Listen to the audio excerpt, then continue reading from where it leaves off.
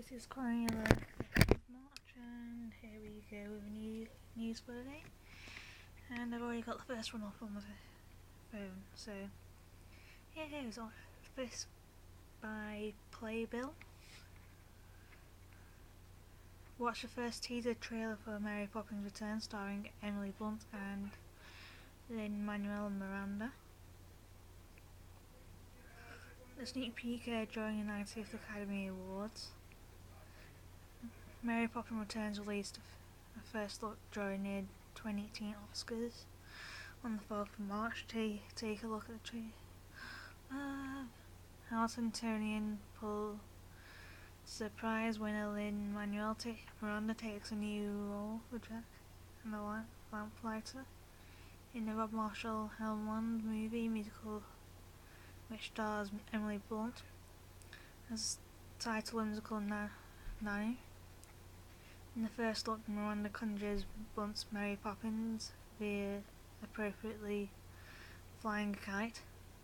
The movie picks up 25 years after the original film, as Michael Banks, Ben Whishaw, and his 3 children mourn a sudden loss of his wife. In a quest to bring light back to their lives, Mary returns to number 17 Cherry Tree Lane to take the family through a fantasy-filled trip around London and beyond.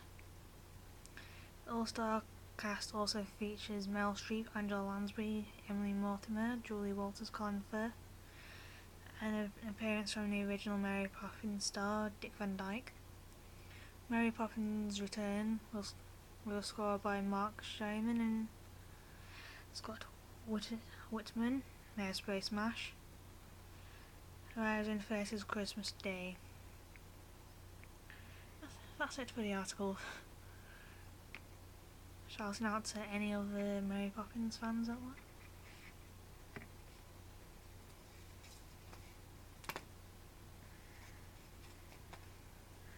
From someone, HuffPost, Salisbury Hospital closes A&E department following major incident.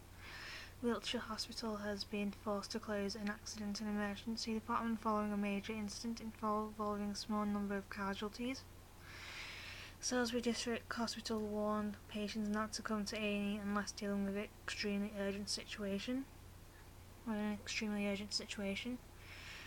The cause of the incident has not yet been confirmed. However, it triggered a multi-agency response, according to the Salisbury NHS Foundation Trust. At Salisbury, NHS is currently dealing with a major incident involving a small number of casualties with a multi-agency response. We are not asking additional staff to come to site unless contacted directly from Salisbury Hospital at Salisbury NHS, 5th of March 2018. Photos from outside the hospital show ambulances and fire engines at the scene.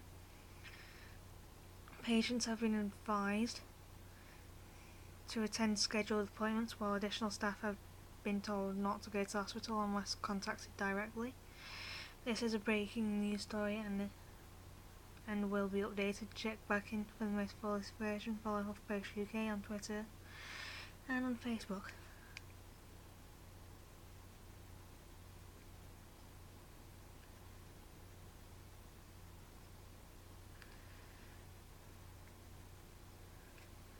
See what else there is.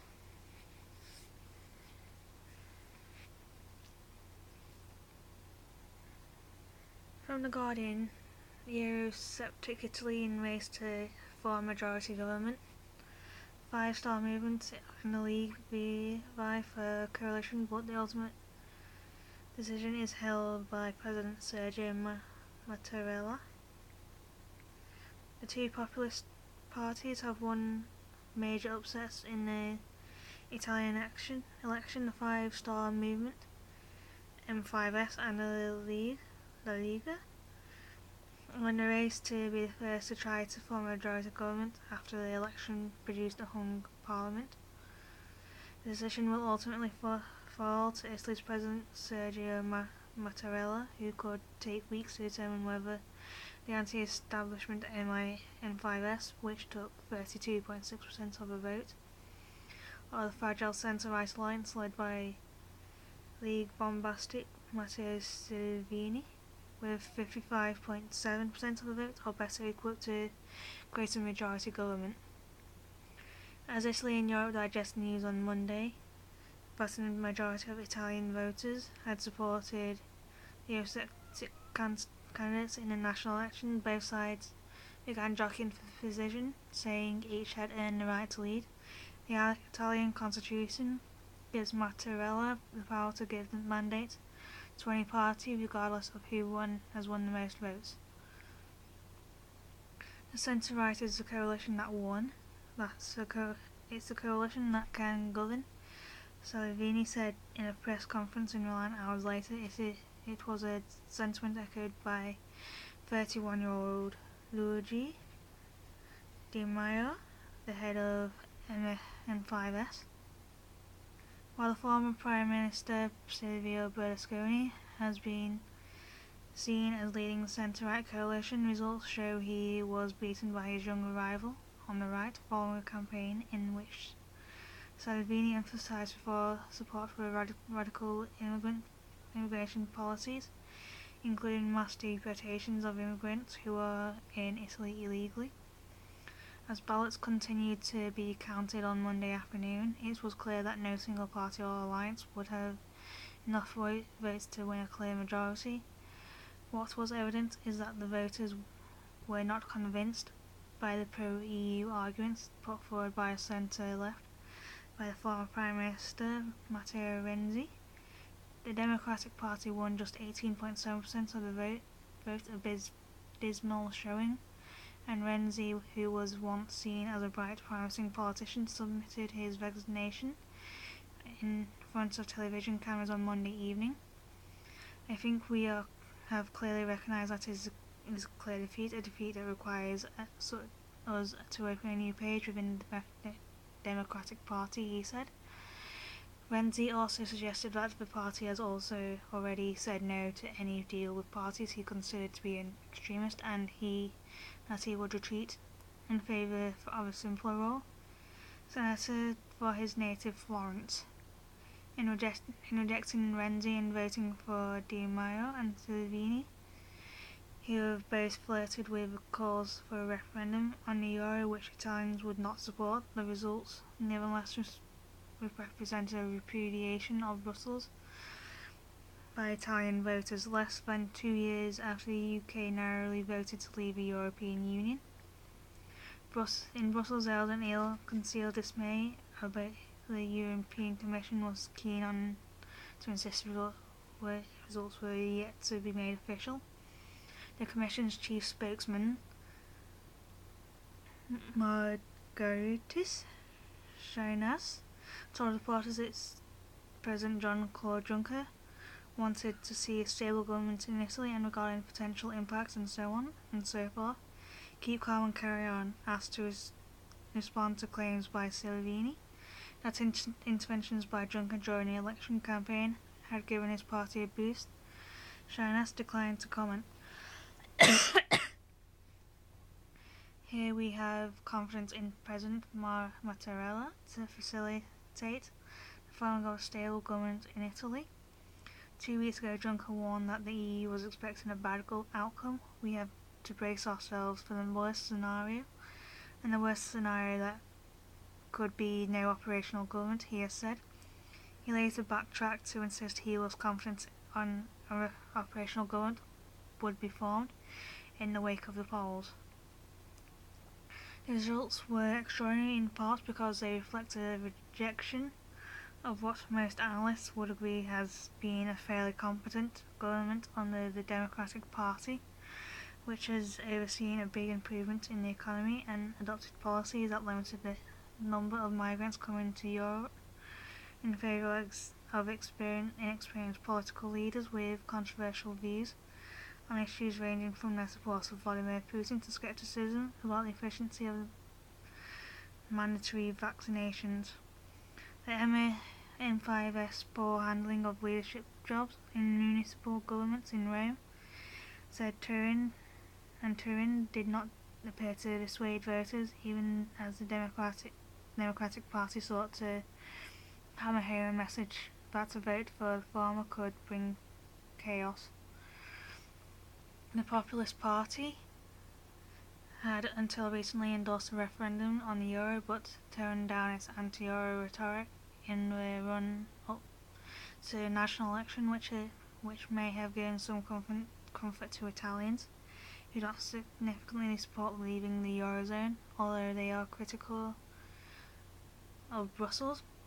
Analysts on Monday morning said it was far from clear how the parties might cobble together in a majority. Possibilities include a marriage of convenience between M5S and the Democratic Party over Renzi's objections, or MI5 and the League. The results indicated that Sicily, alongside standing stronghold of Berlusconi's Forza Italia, was definitely in the hands of M5S. Among the winning candidates was anti-mafia candidate Pier Aurelio, who lives under police protection and covered her face during her campaign. End of article, and so we end of part 1. Here we go, part 2. Man United Lukaku has equalised. 4 players around him, but no one puts tackling. Danny Mills. This was like a minute ago, so United and Crystal Palace are drawing 2-2. Tom Daley and Dustin Lance Black expecting baby boy.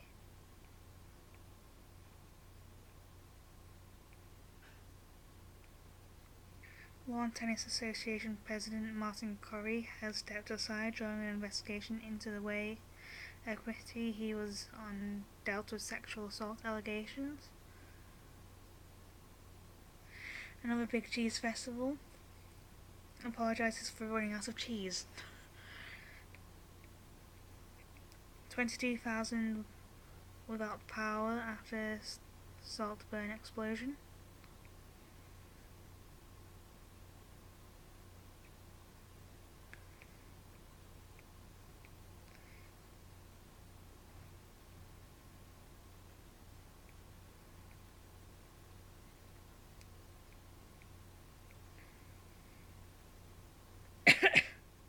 Manchester City boss Pep Guardiola has accepted a charge over wearing a personal message, specifically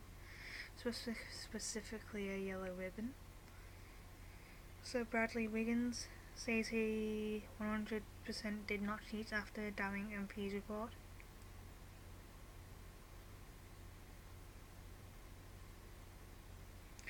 So Bradley Wiggins has spoken for the first time since a doping in sports report said he had crossed an ethical line. The critically ill man is a former Russian spy. And he's probably know who's going after him.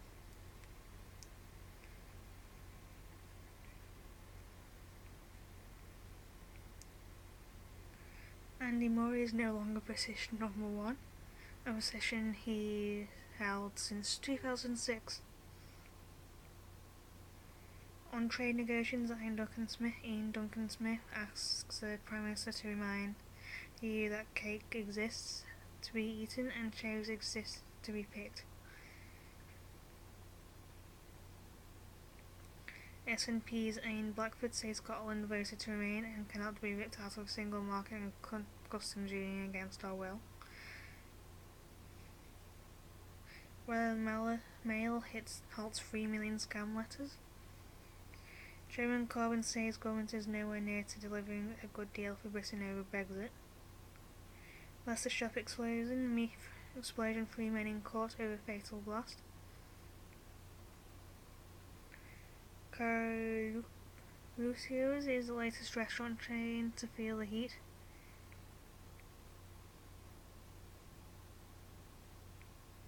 More people have climbed Everest than have run in 4-minute mile. RIP Sir Roger Bannister, a true pioneer. Dead starfish and lobsters have been washed up and scattered on UK beaches after recent cold weather.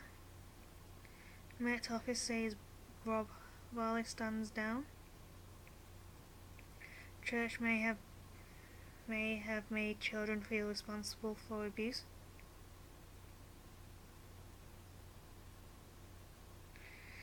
There's snow and ice warnings for most of Scotland and North East England. It's not quite gone yet. Aid groups report 80 harm cases in the wake of Oxfam scandal. 2 critical after Salisbury substance exposure. Francis McDormand faces Grenfell free billboard stunt. Car sales fall again against UK consumer shunned diesels. Fiona Weeks murder Peter Healy jailed for 24 years. Shea Haley, 19, jailed for life, stabbing to death Leon Weeks, 16, in a brutally violent attack in South Yorkshire. RAF called in to fly flood into communities in Cumbria, cut off by huge snow drifts.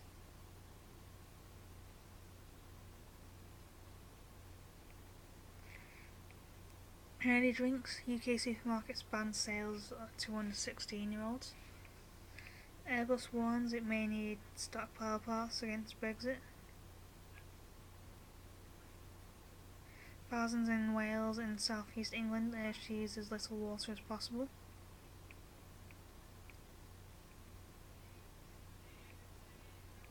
FA Chief Martin Glenn has apologised for any offence after comparing the Star of David with symbols such as a Nazi swastika. What a thing to do, comparing Nazi swastikas and all that to the Star of David.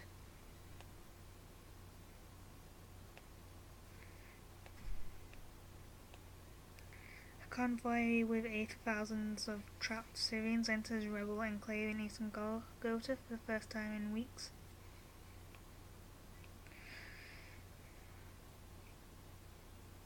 North Korean leader Kim Jong-un meets officials from the south in Pyongyang for the first time. Homes across England are facing water supply problems with thousands of people in South East urged to use as little as possible. Sinn Féin set for Brexit talks with EU's chief.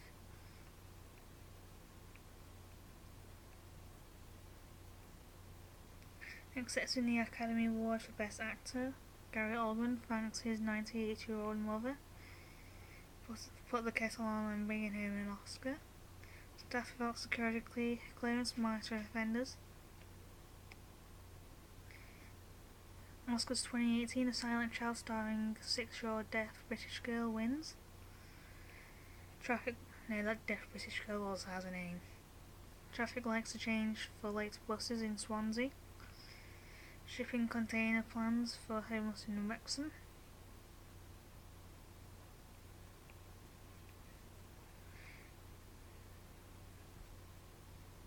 Need to tell sluggish house builders to do their duty.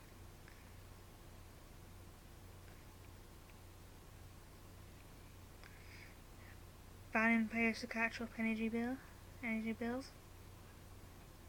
Runners turn out to cancel the Bath Half Marathon. No, it's like cancelled but still going. Good Samaritan Richard Fiddy died during car snow rescue. Grant's in charge of murder of Walsall woman Anne James. Weather-related problems hit 20,000 London homes. This was fine. BBC News World. Trump and Russia ex-aide refuses to cooperate with Mueller probe. Tree planted by George Washington toppled in winter storm. Aww. Bit of history's gone down. Germany's gender-neutral anthem alternative met with resistance. Email share UA link to effort against Tillerson. Oscars 2018, man arrested for theft of Frances McDormand's Oscar. Fair NAFTA could ease tariffs in Canada and Mexico. Trump. Polish mountaineers attempt to climb K2 in winter. Rival populist leaders fight for the rights of government Italy after a general election first give majority to any single party. What challenges face Sierra Leone's next president? What? singer Joss Stone sends musical instruments to refugee camps. Students in Portsmouth take English course.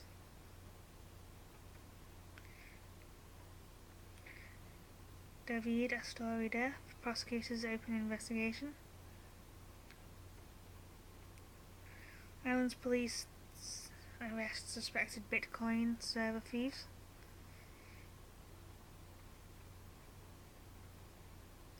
Meet Wang Chi, a plus-size actress in Taiwan. She's determined to prove she can be beautiful at any size. Syria war aid convoy heads for Eastern Ghouta. Oscar 2018 Latin America shines as Del Toro wins big. Listeria outbreak. South Africa bans polony and other meats. 65 years since the death of Joseph Stalin, one Russian paper says the butcher would be smiling if he could see how popular he's become. In Russia under Putin, have they started opening Stalin museums, plaques and statues.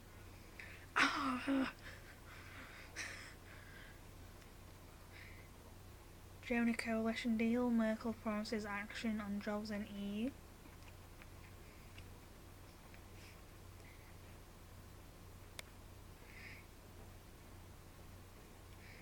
Trump trade route. EU considers tax on levy gene imports. Big Cheese Festival apologises for running out of cheese. Tree loss pushing Beatles to the brink.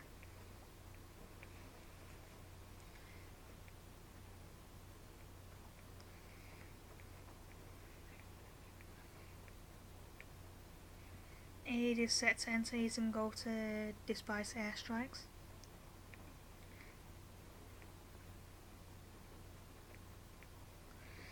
Cardinal Pell returns to court to fight sexual offences charge.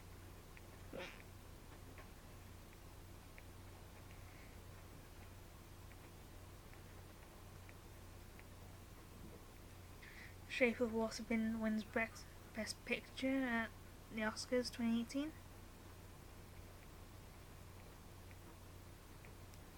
All the female honorees stand with me. All the women look around because we all have stories to tell and projects. We need finance. Incredible speech. Leading actress Frances McDormand at the Oscars. China NPC government to set trillion yuan military budget.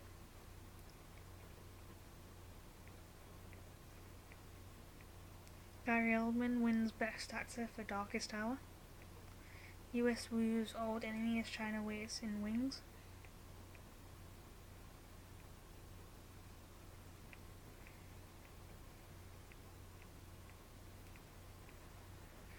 James Ivory wins Best Adapted Screenplay for Call Me By Your Name, meaning that Timothée Chalamet makes an appearance on the Oscars stage. Grail moment for Jordan Peele. Get Out wins Best Original Screenplay at the Oscars.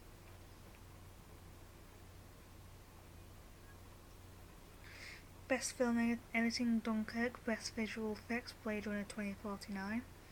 Best Animated Feature Coco.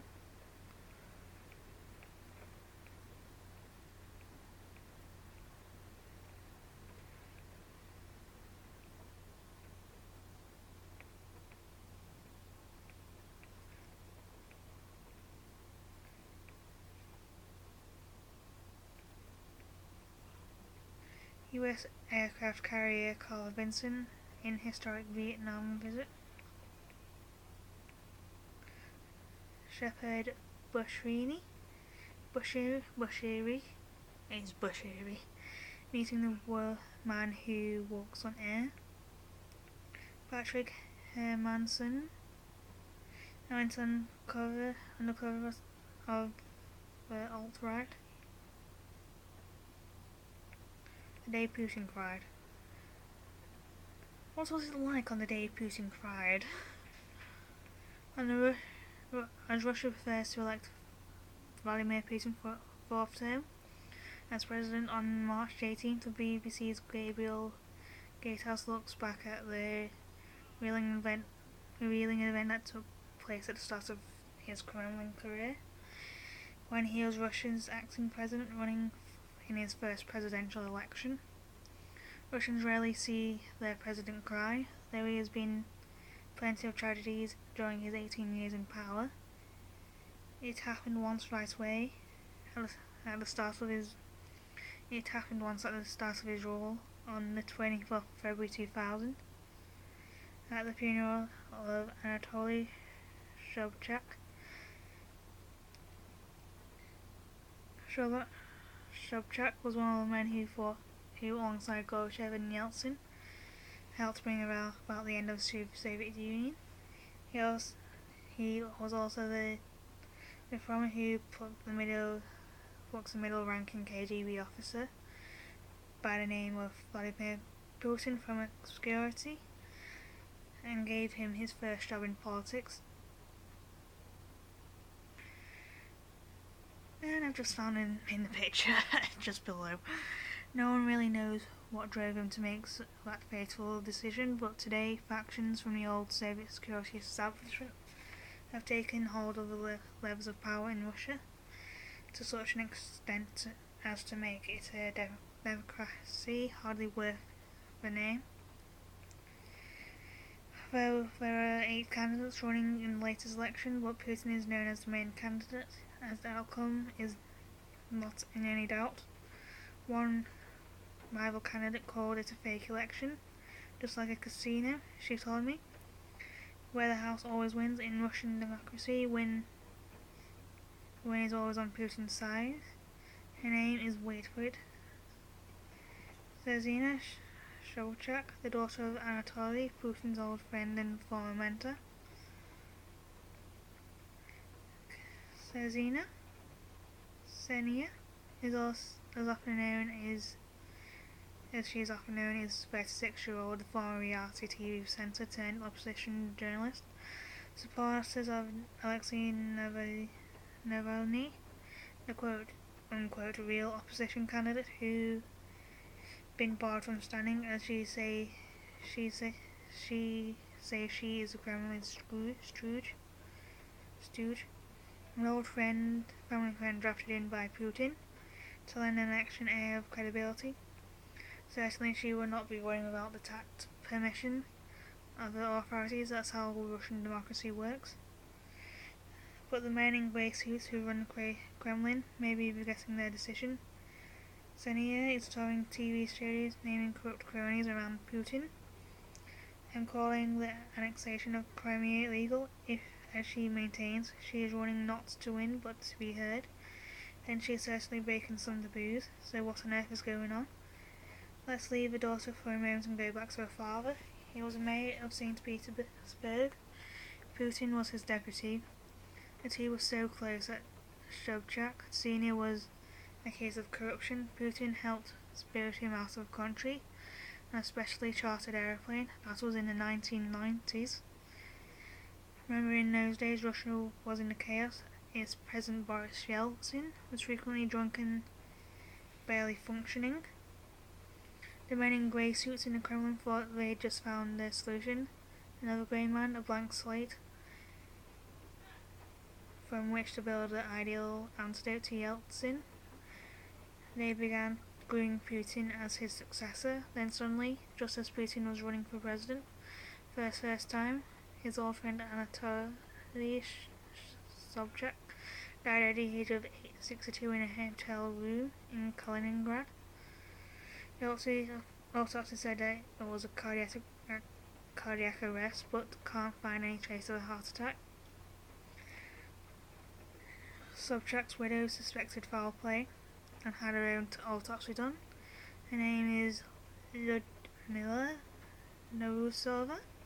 I met her recently and asked if she thought her husband had been murdered.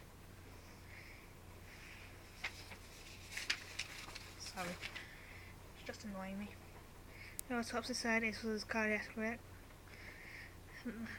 Yes, 10 times over, and they then replied, I don't know. Some have suggested Putin may have had a hand in his death. did Shabak have something on him? Narusova dismissed the idea out of hand. I went back and looked at the footage of the funeral. Putin is really distraught. His eyes are red. He seems to struggle to swallow and embraces Ludmilla Narusova. Putin is not an actor, nor is he prone to public displays of emotion. So it's reasonable to assume that he is struggling with some genuine grief. Or is it something else? Guilt? There were people who were moving Putin into power, Narusova told me. Says right back then Putin was a vehicle to power for various factions inside the Kremlin. To some extent he still is. And I'm going to say end of part 2 and then come back over part 3. So end of part 2. Part 3 and here we go with the same article. If Shabak was murdered, Sobchak was murdered, was it by one of those factions who fed his mentors hold over him, maybe, and if so, did the old KGB officer realise his old friend died? In the furtherance of Project Putin, it's only a suspicion, but I'm beginning to think so. I asked Narusova about the autopsy she had done. It turns out she never made the results public, but keeps the documents locked in a safe in a secret location outside Russia, where I asked her why she didn't want to talk about it. I pressed her. I said, "It sounds like you've got yourself some kind of insurance policy." "You could see it that way," she responded. "Are you afraid for your own safety or that of your daughter?" She paused for a moment. "You don't know, you know." She said, "I live in this country is scary. To live in this country is scary, especially for those who hold opposition views. So yes, I am afraid I am." End of article. A killer disease with no vaccine. Notre Dame cracks in the cathedral. Host Jimmy Kimmel just made a plea to stamp out bad behaviour in Hollywood. Sam Rockwell wins Best Supporting Actor for 3 billboards outside Ebbing, Missouri.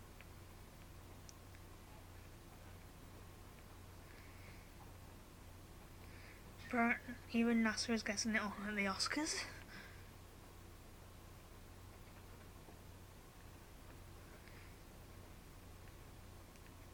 China enforces holidays into dissidents of the state. Last video shows death of US soldiers in Niger ambush. End of part 3, end of video.